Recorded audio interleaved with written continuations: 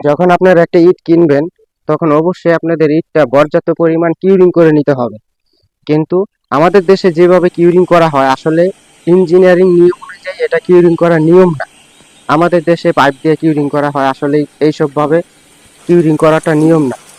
আপনি যখন একটা ইট কিনতে যাবেন, আপনার বাড়ির কাজে যখন একটা ইট কিনতে যাবেন, তখন ইটটা সঠিক নিয়মে কিউরিং করে তারপরে আপনাদের কাজে ব্যবহার করতে হবে।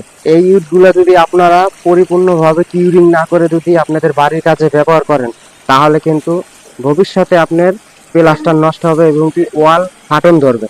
তো সুন্দর করে একটি হাউস বানাতে হবে। যখন আপনাদের বাড়িতে গাঁথনির কাজগুলা করাবেন, সুন্দর করে একটা নিচতলা একটা হাউস বানাবেন।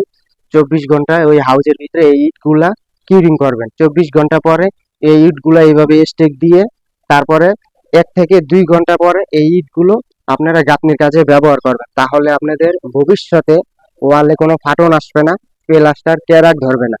তো আমাদের দেশে ইঞ্জিনিয়ারিং নিয়ম কানুন মেনে মানায় হয় না, এবং কি যেভাবে কিউরিং করা হয় ইটগুলো, এভাবে আসলে ইট কিউরিং করার নিয়ম না। তো অবশ্যই ইটগুলা যে আপনারা কিনেন, এই ইটগুলো আসলে কি আপনাদের বাড়িতে পরিপূর্ণ কিউরিং করে কি আপনারা ব্যবহার করছেন কিনা। কারণ এই ইটগুলা যদি আপনারা পরিপূর্ণভাবে কিউরিং না করে যদি আপনাদের বাড়ির কাজে ব্যবহার করেন, তাহলে কিন্তু ভবিষ্যতে আপনার প্লাস্টার নষ্ট হবে এবং কি ওয়াল ফাটন ধরবে। কারণ যখন আপনারা একটা ইট কিনবেন তখন অবশ্যই আপনাদের ইটটা পর্যাপ্ত পরিমাণ কিউরিং করে নিতে হবে। কিন্তু আমাদের দেশে যেভাবে কিউরিং করা হয় আসলে ইঞ্জিনিয়ারিং নিয়ম অনুযায়ী এটা কিউরিং করার নিয়ম না। হচ্ছে গিয়া যখন আপনার বাড়িতে এই ইটগুলা কিনে যখন ইটগুলা ভিজিয়ে তারপরে আপনারা ব্যবহার করেন, তখন এই ইটগুলো সম্পূর্ণ কিউরিং হয় না। এই ইটগুলো সম্পূর্ণ কিউরিং না হওয়ার কারণে দেখা গেছে প্লাস্টার ওয়াল ফাটন ধরে।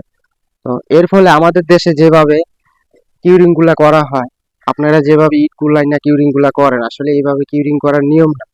একটা ইট যখন আপনি কিউরিং করতে যাবেন, একটা হাউস তৈরি করতে হবে আপনাকে। যখন আপনারা গাঁথনির কাজ করতে যাবেন, একটা হাউস তৈরি করতে হবে।